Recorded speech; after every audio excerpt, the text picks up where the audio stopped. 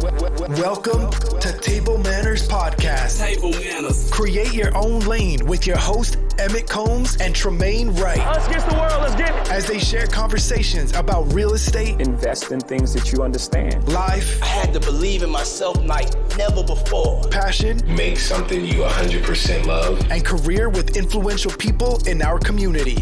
This is Table Mannerz Podcast.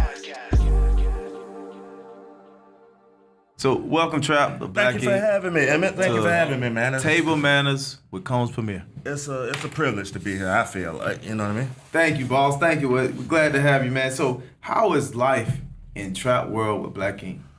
Life is busy, like crazy busy right now. There's a lot of stuff going on, a lot of moves being made on our end as far as a brand, business.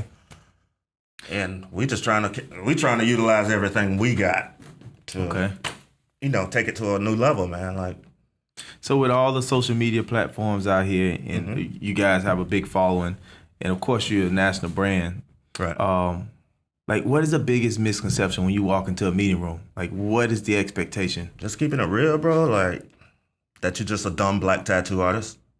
Like, people just, like, hey, man, just get the dumb guy at the corner when we need a tattoo and we'll put him back when we're done with him now. We got a lot more going on than that, bro. Like I said, currently we working in the political arena as far as putting politicians in place. Like, the social media runs just about everything. Now, if you want to get a group of people or a mass amount of people's attention, it used to be TV or radio. No, you got to get in their pocket, bro. You got to get in their pocket. You got to be on their phone.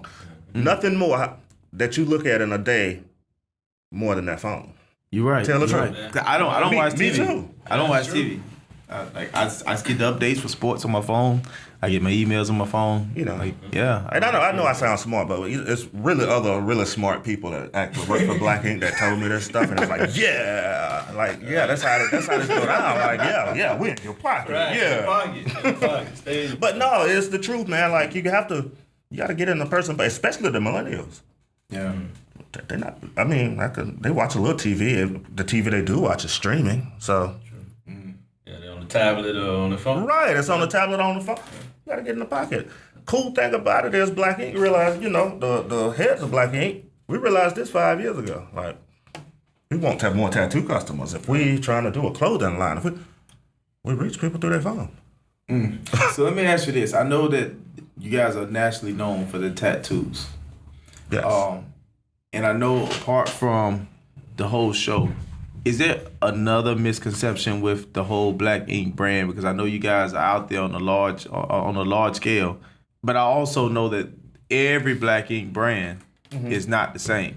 A big misconception, like I said, like the whole tattoo thing. The tattoo, I can't just put it as far as Black Ink, but the tattoo industry has a misconception, and then, a lot of, we're mostly comprised of Black artists. There's a big misconception about Black artists. Gotcha. You know what I mean? So the truth is, dude, we got some of the best body artists on this planet working within Black Ink, man. And they Black, a lot of them, So is it hard to find good talent?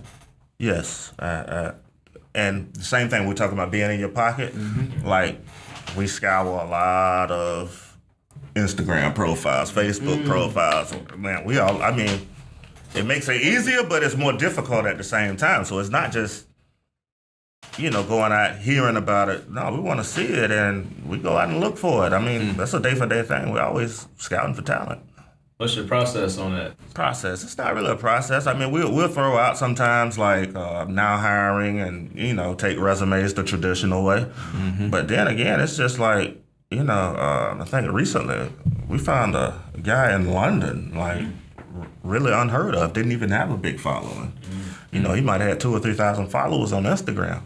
Fire. Like, Out of London. talent out of London, like a small part of London, Essex. And now we got to get him in. Like, we got a platform for you. You got a big future ahead of you, bro. Like, nice. So it's not all about just like who got the biggest following, who got the biggest this. No, we're really looking for talent. I like that. So, aside from the whole tattoo and the whole brand, like, What's the business behind it? Do you guys like? How did we even get to the Black Ink brand? Before Black Ink, what was Trap? What was Trap? Pretty much just a tattoo artist. Honestly, I never came into this thinking like I would be a business owner. I would influence other avenues of anything. I started out working downtown Orlando. Mm-hmm. That's why I apprenticed that back in the late 90s. Ended up moving over to International Drive, working for a few shops over there. And finally, I got tired of working for people. And I was like, you know what? I just want a quiet corner where I can just go do my art on my customers and go home. Well, I ended up going into, actually, J-Mart up here, the little indoor flea market thing. And I rented this little $500 space. That's what I was going to do. It's just me. My space. I don't want to be bothered. You know what I'm saying? Yeah. And 2 days in, I had enough people sitting around in that little corner with me, and I couldn't tattoo them all. So it kind of morphed from there. That was the beginning. Right. It's like, it took somebody to come to me like, I'm tattooing. It's like, dude, do you know you got like 10 people sitting on the couch in the front? And they all want tattoos and you ain't got enough time to do it. It's like, oh yeah, what am I doing? And I looked at him, and at the time, this cat, he was a manager at Walmart, right? And he had been there for a while. It's like, you know what? Quit your job. I'm gonna teach you how to tattoo. He's doing great right now. Wow. That was back in 2006. And he's still tattooing. So before a tattoo, when you like an artist, you should just was that the craft before the tattoos? Yeah, kinda. It was a fun thing to sit around and draw pictures. Finally, we ran into this tattoo shop owner downtown, my first shop. But when I was a teenager, we used to draw pictures that, the same flash picture that you see hanging in the front that people chew. We used to draw them just for fun, take them. We like to see them on somebody, really wasn't for money or nothing. Yeah, it's just fun, So that's kind of how it started, man, and it's just been on and popping since then. So how do Trap, like Woosah, how do you get away from the business and just get into your own serenity? Really? Did you really ask that? How do you do it? How do you do it, Emmett? I have a different type of process. Mine starts in the morning. A different kind of process, man. You up all night, just like any other business owner. You up all night, you're thinking. It's a lot of late nights and early mornings. Tell the truth. You don't even get no sleep sometimes. Yeah. Come on. I mean, it's true enough. So my day starts at 4 o'clock in the morning. So I wake up, my Woosah hours are that time before my phone start ringing. So from 4 to 7 o'clock, 8 o'clock, those are my Woosah hours. So I have like 4 hours. And according to Instagram, you run around with tight shirts on and shorts, run around the neighborhood. As far as what I saw. But that's my Woosah hours. Yeah. First I get up, I meditate, I do all my I'll be honest with you, I'm not as athletic as you. I'm pretty lazy. I ain't running. So exactly. So in your process, my process is running, meditation, reading. That's my process. So doing your process, how do you get away? Because I know you have a boat, and I know you like to fish. That's so how do you have time for that? I don't. I have to really force myself. You have to just hook that boat up to the truck and turn the phone off, honestly. There's not enough hours in a day, you know that. And that's pretty much my Woosah. I've been fishing all my life, That's the only thing that I have that gets me away. And sometimes that don't even get me away. Dude, I was fishing in Tampa Bay. I had a boat pull up to me in Tampa Bay to ask me about tattoos. Wow. That's the life of Black Ink. Can't get away from it. Nah. I posted the boat, about a week ago, 2 weeks ago? Yep. Boat pull up next to me. I said, I noticed the boat. I wanted to ask you something, bro. I said, no, this ain't happening in the middle of Tampa Bay. Wow, yeah. Wow. It happened. But you like freshwater or saltwater? I mostly like saltwater. I do freshwater sometimes with kids. It's safer sometimes. Right, yeah. Especially right now. Yeah. Gators. But no. The sea conditions sometimes don't, Yeah. If sea get up 4 to 6 feet, no, I'm not taking my kids in that. Just off safety. So then you retreat to the lakes and the river, Yeah. So what would you tell somebody who's wanting to get into business and, they're tired of working for somebody else, just wanting to start off their own business? What would you tell them? How did you really launch that? I hope you love whatever it is you do. Okay. Because it's gonna consume you. Okay. And like I just told you, I never planned on being in a business. People come to me all the time, it's like, man, I know you had to do some excellent planning and stuff. But I never planned on none of this. It was, honestly, I showed up every day. Showing up every day. I never planned for a TV show. I never planned to nothing. I never planned for people to work for me.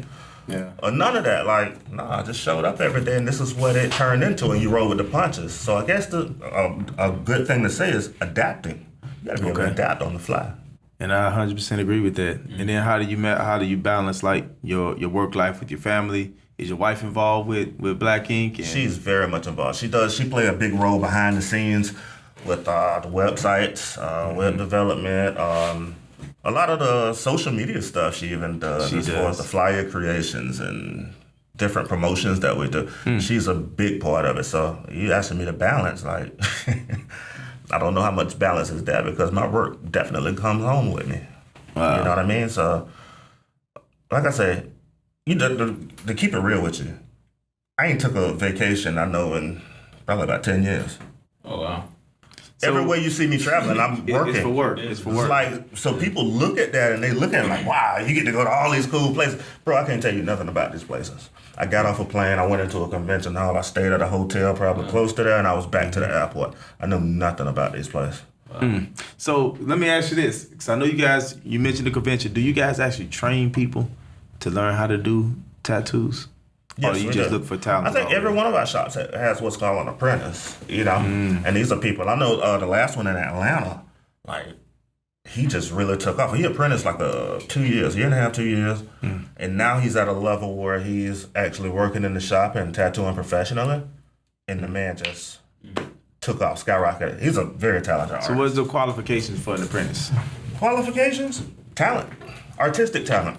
Okay. Creativity. And that's what we look for. You know, especially, it's just like, I don't know, I guess in the real estate business, like you know what you know the core stuff you was looking for that was in you when you look for someone else. So other creators, we got this whole brand is full of creative people. So it's something we look for in the next person. Like, yeah, they might have a shot, and then it's a million people that come. It's like, yeah, I'm creative. No, you're not. You wouldn't have done that if you were. Are you still picking up the needle? Are you still doing? Yes, I try to do it as much as possible. It don't happen that much these days, but as much as possible. I love tattooing. I love tattooing. Now my partner, you know, not so much, but Oh man, it is crazy. The craziest thing is that he really, like 5 or 6 years ago, we talked about this. All this stuff that you see happening was spoken about. He was like, you know what, man, I don't want to tattoo that much no more. I'm like, really? I love to tattoo. He's like, yeah, I'm gonna get business to a level where I ain't gotta tattoo that much. I was like, you do that, I'm gonna still tattoo.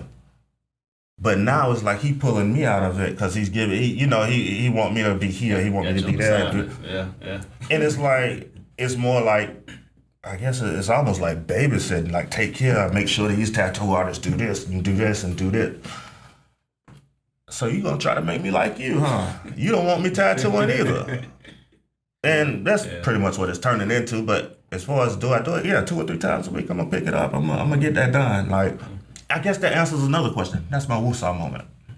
Actually Getting to sit, not tattoo business, not none of this Black ink stuff. Actually sitting down with a client and getting to actually put needle to skin and create something. That's my woosah moment. Nice. So let me ask you this: what's the worst tattoo that somebody came in your shop, like, can you fix this? And you was like, what the? Yeah. We get a number of those, man, and it's challenging, being that most of my awards over the last decade have been for cover-ups. So I get a lot of people that bring some wild stuff, and sometimes you get certain people, you just have to tell them, they have this technology called laser tattoo removal. Hey, you know what I'm saying? Like, you might need them. Like, let me get your pamphlet. You know what I'm saying? But I've seen some of this crazy stuff, man. People get some wild stuff tattooed on them, man. I can only imagine. I mean, I've seen my share. It's some wild stuff, and the worst of the worst usually has to do with names.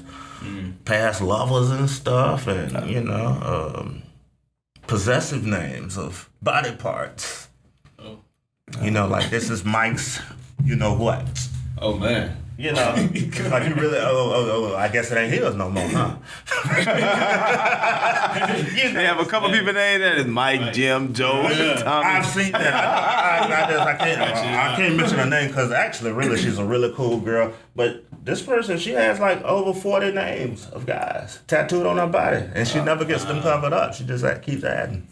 Oh man. Beautiful, beautiful woman too. She got about 40 names, and I've been knowing her for the past 15 years. She just keep adding. Do you think it's addictive with the tattoos? The thing about tattooing, man, is therapeutic. So I guess if you're gonna take that therapeutic part and call it addictive, you know, and it depends on your artist too, man. Like sitting there going through that, first of all, it hurt. But what I say hurt might not hurt you. That's why you see people with different.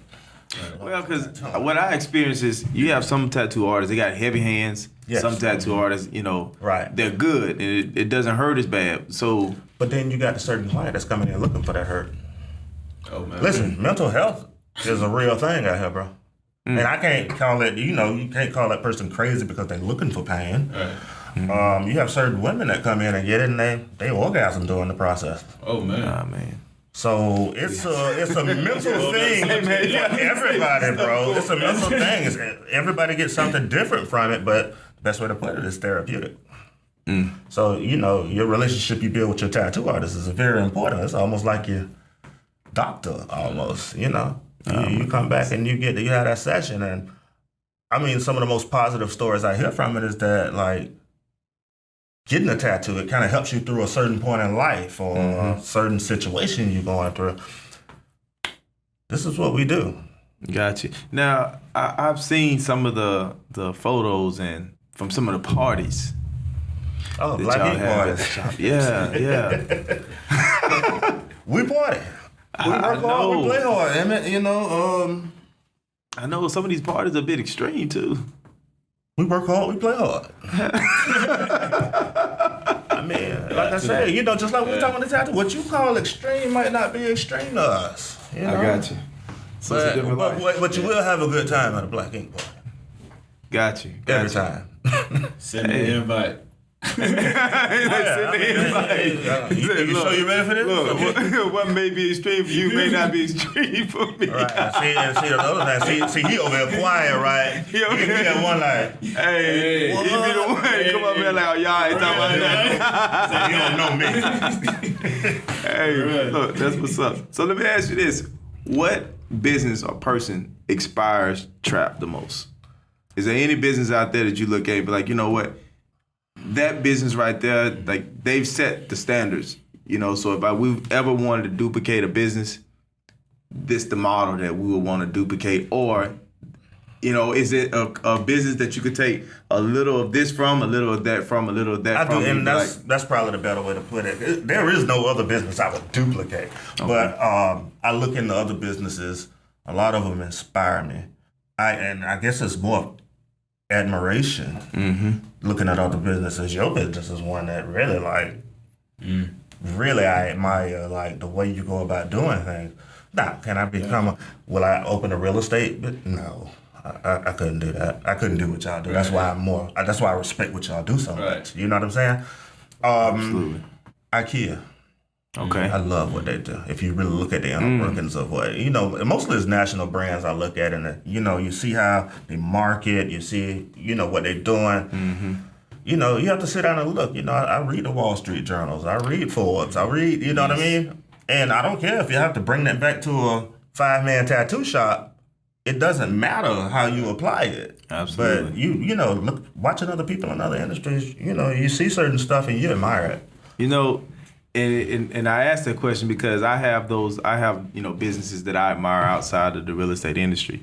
And it's a lot of those concepts that I do bring back into the real estate world. Right. And it sort of keeps you and it might not have nothing to do with real estate, right? It has nothing to do with real estate. Those are the best ideas, man. But it's the concept behind the ideas that keeps you, like, on the front edge of your actual industry. And it keeps you from being in competition with, you know, another similar business. Yes, it definitely sets you apart. So, and I know that being that, like, there's so many tattoo shops out here. Right. I just know that there had to be some business that Black Ink saw. It doesn't have to be in the tattoo industry. I'll be honest with you, Emmett. Over 10 years ago, it can happen as simple as this. I went to a doctor's appointment, a routine doctor's appointment, and I went on his website, and he had an online booking platform. I was like, Yeah. It's just a simple concept. a simple concept. So my wife set me up with, before Black Ink, an online booking platform. It went nuts. You know, this was back when it was called a Trap House Tattoo Company. And like, she set up this website and we found out how to set up this online booking. Nobody had done it in the tattoo industry. It was like, and it sounds simple. Like now you see it everywhere, but no, nobody had done it 10 years ago. It was cutting edge. So it's those little things like that you see in other people's business. With you, I saw, dude, you sell a house and stay involved with your clients. Yeah. You know, I sent you a client, and you threw a housewarming. Like, I have never heard of a realtor, like, after you said, most realtors, after they sell that house, you done. Like, you out of there, you get your check and run almost from the ones I've seen. And, nah, you stay involved. Like, but you know, cool. you know why I do things like that, though? Because I understand, like, my strengths and my weaknesses. Right. One of my weaknesses, and I still have to work on it.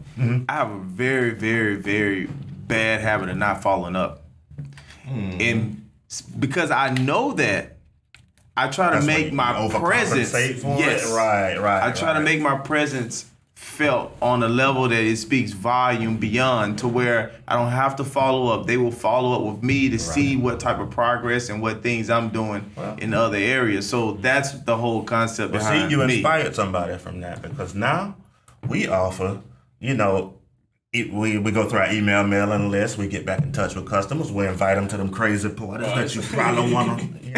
He's like, well, look, how do I get on that invite list? It's just not all about you coming to get a tattoo and just never hearing from us again. Yeah. Most likely you're gonna hear from Black Ink again. Gotcha. You know, on some level, you know, we do pop-up shops. We partner with other businesses to do stuff. So some kind of way, we got something you're interested in. You know, if you want to buy a house, you can come see Combs Premier Realty Group. You know, we good with them. You know. Absolutely. You know, I love the pop-up shops, though. I love that concept. Yes, I love that concept. It's about time for us to do another one, but you know the whole concept. You know, like we got bakers in there. We had decorators and it's crazy how these businesses, and a lot of people don't even realize how much their businesses cross over and intertwine. Like, you decorating, now there's the caterer right there. Like, they hook up, they exchange numbers now, and then about a year later, maybe sometime sooner, you see them doing big things together. I love to see that. Yes. And you know, it's that statement for is all the businesses cross paths, and they do. And even in our world, in the real estate world, I feel that, you know, of course, we just had a nice event this past weekend, right? Beautiful. But I feel that in real estate, even in any industry, for instance, I do a very bad job of following up. So therefore, when I do throw events or when I do have things, I want it to be, you know, over exaggerated. So therefore, you remember me, or you're looking for the next event. Know, and that's the whole purpose of the different things, but also to show the appreciation. But I feel that in business, you know, we are general networkers, and because as you establish the relationships, right? Let's say, for instance, if you're a business owner, you've been in business for 5 years, and if you can't throw an event and have at least a minimum amount of people to show up to your event to support you, then you're doing a bad job in business. You gotta, you know what I mean? Come on. And so that's the whole point of that. And I feel like anybody in business, you have a successful business, should be able to throw a successful event where people will show up and support what you're doing, because you're an advocate or you're doing the things you're supposed to do in your regular immediate good area. business, man, and you know, just handling people. And that goes back to something I just said. You gotta love what you do. Yep. You gotta love what you do. Like if you just really just, you know, you hear people all saying all the time, "Oh yeah, I'm just showing up to work." If you just showing up to work, bro, it ain't gonna last long for you. You know what I mean? Like, nah, you got to really love what you do. Yeah. You know? So And so how long it's been in the tattoo industry? for me, this would make 20 years. 20 From years. 1999 to Got to love what Got you do. to. 20 bro, years. it's just showing up every day. Yeah. It don't even. I mean, honestly, it don't seem like 20 years. It's just showing up every day. Where's Black Ink in 10 years? What do you see? Black Ink continues to be in a lot more places than you think. Like I said, we're playing in the political arena right now. Like I know my partner, he wants to actually dabble in politics. Oh, Lord. Yes, right. But you want to know something? It's cool. We were talking about this earlier today, and he probably would be a good one because what people see on TV is not really him. It's not really him. Yep. He's actually a really cool dude. He's a good brother. He likes to. He kind of gets this pride off of helping other people out. Like, you know, I'm gonna take you, I'm gonna put you here, I'm gonna watch you thrive, and he do it all over the country. And you know, like most people who do that kind of stuff, they want to get all this clout. They want all this attention. Like, look at what I did. You never hear him say nothing. You never hear him, you know, boasting on himself. Like, look what I did for such and such. Yeah. He do a lot of it. And biggest thing about him, I know a lot of people don't know, he's probably the hardest working person that I know. It is very hard. People look at the glitz and the glam of it. It's hard to wake up every morning, be in a new city, even doing interviews. He might do 10 or 15 of these a day. You know what I'm saying? That's work, bro. It's tough. That's work. That's work. It really is. And, you know, then film, then do all of this other stuff, then take care of the shop business. And the man is the hardest working man I know. Sometimes I bump into him in cities we cross paths, and I look at the bags up under his eyes, and I already know what he's going through. Yeah, no sleep. And Straight hustle. nobody else does. Oh, no, Caesar. No, you don't realize them bags, and he keeping on these shades inside of buildings to hide these bags. This man working his ass off, bro. Like that's probably the biggest thing I admire about my partner, man. He harder worker than me. You got that. Sound like somebody I know. Most successful people are like that, man. Yeah, I don't see your bags, but you know, maybe you mask it well. I don't know. You know, I've been doing it for a while, but I think in business, like you say, you gotta love what you do. Right. You know, it's like you gotta have a passion with a purpose. You know, because if your alarm clock gotta wake you up in the morning, that's not for you. Nope. You know what I mean? It just as an entrepreneur, you know what I mean? Once you leave that corporate veil and there's no 9 to 5, there's no 8 to 4, Right. you know, like you gotta wake up with a passion and a purpose. You know, other than that, you're planning to fail because you're That's not true. gonna be able to sustain at the level that other people who have that passion are gonna You be can't at. keep up with You them. can't, It's no way. And like I said, even within Black Ink, you know, some of the employees and stuff, you know, I get off at such and such time. Yeah, I get it. But you know, the people that probably your supervisors that's over you, they ain't got no clock. Ain't no clock, yeah. Ain't no clock. This is what we do. So on another note, Yes, like sir. I know that Black Ink got it, you know, everybody on the pedestal, right? So Black Ink on the pedestal. Everybody? Well, I don't know mean, if not everybody's everybody, on the pedestal. but you know, Black Ink itself, the brand is on the pedestal. Trap. When it comes to family and your personal life, and outside of your wife, what do you have to do in order to protect your sanity when it comes to people within your circle reaching out for Trap with those expectations? Oh, God. What do I do to protect you? As harsh as it is to say, you just totally have to cut people off. Cut people's access off to you, man. And probably the hardest thing for me sometimes, that's family. Ooh, It's a hard thing. it Like, is. It You know, is. because how I personally feel about you, I love I love my family. But It's always something. it's always something. And if you let that consume you, it takes you away from what you love to do. Right. And, you know, the way you feed your family. And I'm learning, I'll be honest with y'all, I've learned that the hard way. You know, through the fire, really, like, because family will take you up through that, man. Yeah, they'll take you up through that. Family, I feel like family always feel that your pocket doesn't have a bottom to it. And You know? they're entitled to it. Yeah, absolutely. And nah, that's not the case. You know, like and like I said, I went through it the hard way. I had to, you know, it took for people to come to me and me to, more importantly, me to convince myself that nah, I don't have to do this. You know, I ain't gotta eat this black tax. I know what I'm talking about. I ain't gotta eat this. This ain't the way it really supposed to go. Like, nah, you done well for yourself. What I owe to is my family, like the ones I created, and that's who I owe to. If it, you know, it gets frustrating at times, man. But the key to it, you have to cut them off. You gotta learning how to say no. I'm still, you know, I'm almost 40 years old, and I'm still learning to say no. Ooh, I think I learned to say no first. Well, kudos to you, man, because that's a hard thing. I think I learned to say no first. No, man, just saying no, and I like to take the Scrooge concept.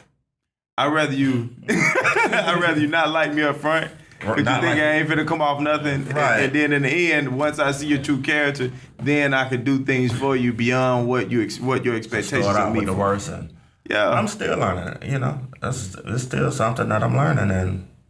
And sometimes, you know, sometimes you can really help people out, you know what I mean? And you can see the help. Then other times you think you're helping and you're hindering, you're enabling. Yeah, absolutely. And that's probably the biggest hurt for me. When you actually see that, like, no, I did nothing. I wasted my time. Right. You know, and it gets tricky. Yeah, I know it's tough because you want to give people the benefit of the doubt. It's And that's naturally me. I always want to give people the benefit of the doubt. And you know, I'm going to be honest, most of the time it don't turn out right. Most of the time. In all the times where I tried to give people the benefit of the doubt, and then turn out the way I planned. You know, just to expound upon that, you know, people are creative. So then I see it. I'm telling you, like the human race, man, they are creative. So I see it coming through my kids, like, you know, hey, won't you tell your daddy that blah blah blah. Oh man, they not using the kids on you. Dude, I go to my kids' school, the teachers and the administrators. I even got a principal that's like really. Man. And, you know, even through my wife, you know, it happens. It's on that note, how do you separate or how do you, like, find the genuine people that's like, okay, I'll kick it with them, that doesn't have another motive? You know what I mean? Honestly, I'll find them. So you know what I mean? They don't find you. I rarely deal with people that come to me in a certain kind of way, because I'm already skeptical when you come to me. But the ones I find, if I like see something that I like about this or the way they doing this or the way they're doing that, I'll approach it. Gotcha. You know what I'm saying? And, you know, and play it from there. But people who come, it's like I always tell my old lady, she like to buy stuff. You know these door-to-door salesmen, they bring around vacuum cleaners and clean them. Don't buy nothing at the door. Straight up. If you already had a need for it, why do you need to buy it at the door? You'd have been out looking for it, right? So I take that concept and now I deal with people. If it's something that I'm looking for, I'll come to you about it. Okay.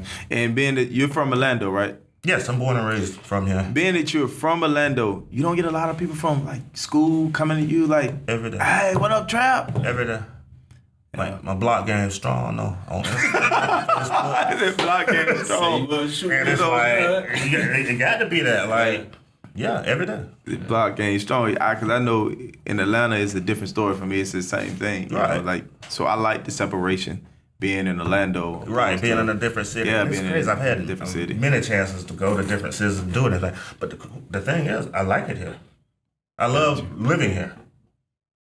Gotcha. I'm not moving away because people trying to beg and borrow and do all this stuff. And no, I just got to cut you off and live my life. Simple as that.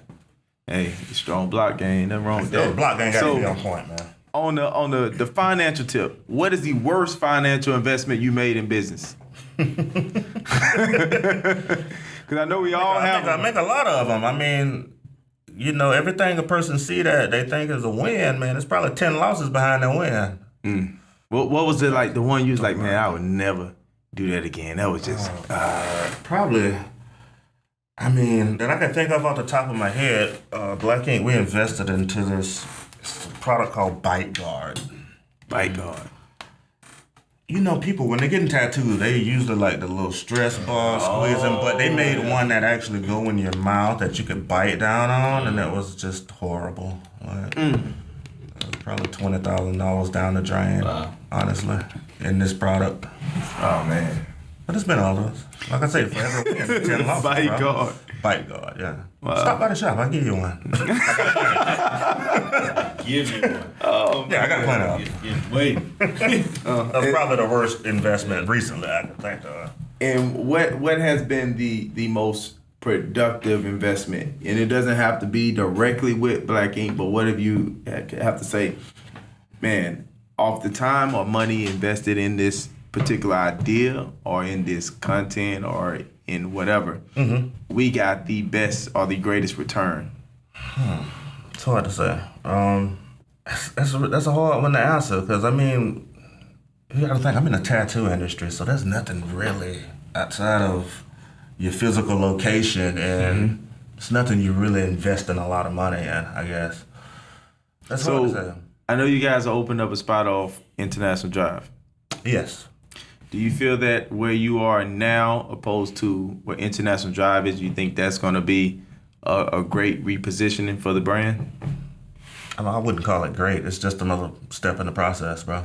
I wouldn't call it great. So are you closing down? Are you going to relocate or you just open up a second shop? No, it's just a second shop. Okay. That's all. We also, that's going on at the same time. Philadelphia's coming along. So Okay. we also looking into moving out west, which that's a whole nother process. But it's just another step in the process. Just keep walking along and see what happens. And like I say from the start, I never planned on none of this. And even my partner, he never planned on. So we just keep moving along. Like I said, we're going to take some L's along the way, but you learn to deal with them. You get up and keep moving. Got to. Yeah. Got to. Okay. Well, man, definitely appreciate you stopping by. No problem, no Dropping problem. I appreciate coming, man. This was a good chat, good conversation, and thank you, boss, man. I try. Definitely welcome. You got to come back, man. You're gonna have to come back and chop it up with us, and definitely anytime, man. Anytime. I'm always here, and like I said, man, what you got going on in your business. That's probably one of the more local businesses I admire the most. Thank you, boss. And even when I met you was doing it a certain kind of way, but to see over the last couple of years what you've done, it's beautiful. Yeah. Beautiful. You know what? Now I think about it. When you met me, I was in the smaller office down there off Kirkland. Yeah. Yeah. Oh yeah, we Look came at you. Came a long ways. Look, we came a long ways. Yeah, it just short period of time. Very short. So, and we got a lot of ways. You keep pushing, man. You keep doing your thing, man. And you got eyes. We watching. Thank you. And we working. We ain't gonna stop, man. It's nonstop. That's what's up, man. All right, boss, man. Thank you, man. No problem. I appreciate it.